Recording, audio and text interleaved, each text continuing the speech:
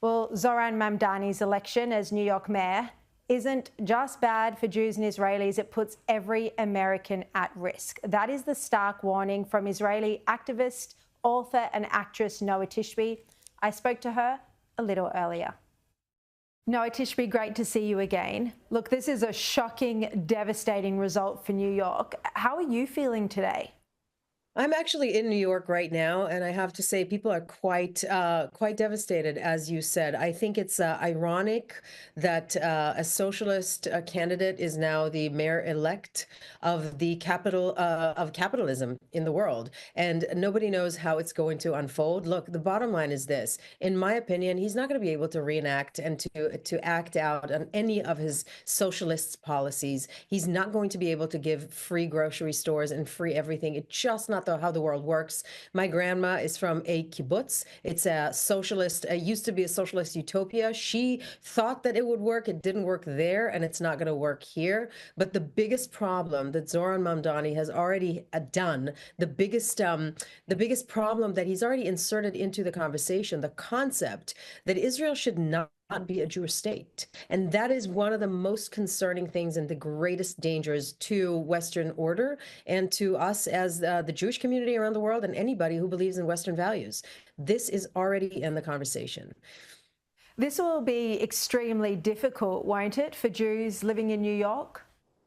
Yes, Jews are extremely concerned. 63% voted for Cuomo. Sadly, 33% voted for Mamdani, and for various reasons. One of them is expenses and everything that has to do with his financial policies that he's dreaming of putting in place, but also because of some anger that some liberal, progressive, extreme Jews have towards Israel and towards the war. It's very sad that even this amount voted for him. And I know that the majority of New Yorkers, New York Jews, are very, very concerned. It's not a joke. People are really. I wouldn't be surprised if you'll see a migration out of New York, Florida. Here we come. That's what I hear a lot of people say. He's not just damaging for the Jewish community, but he's very anti-American as well, many of his positions.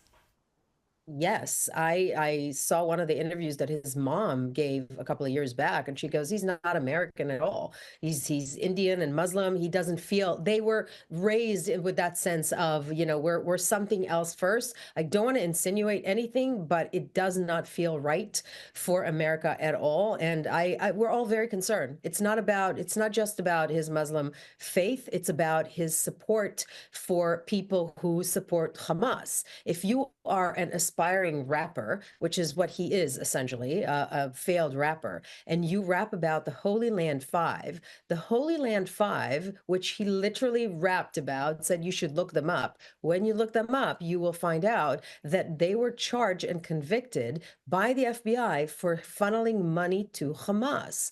Those are the people that he is a supporter of. So it's very concerning for anybody, not just for the Jewish community, but for all Americans.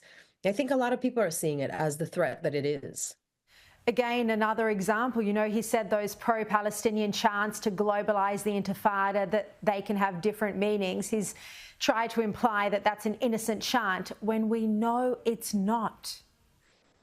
I personally know it's not, because I lived through a couple of intifadas, and intifada means in Arabic to shake off. And what it means is an uprising, a violent uprising against Jews. It means that you can go ahead and stab and rummage and blow up bombs on buses. It was a very traumatic time, Sherry, and to all of your viewers. I was a young teen in Israel when the Intifada happened, and I remember a bus that blew up right by my house on Dizengoff Street, and 22 people were splashed on the road by my house.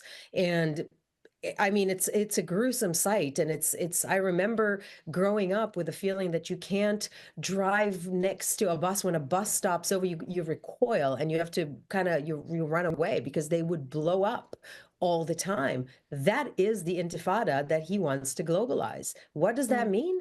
It means open season on Jews all over the world and God knows who else. Just a final question on the state of Israel at the moment. Are you feeling optimistic about Israel's position in the Middle East? And Also, are you confident that the peace deal that Trump has negotiated will hold? Well, I'm an optimistic person to begin with, so I will always find the glass half empty in every situation. But we have a very fragile peace plan right now in place. The Trump peace plan is absolutely brilliant because it did something that nobody did before, which is unite the Middle East, not just Israel, but all the Arab world against Hamas. So when you can get Turkey and Qatar to agree on something with Saudi Arabia and Egypt, that's got to be something good. The problem is that Hamas has not signed off on this yet. So Hamas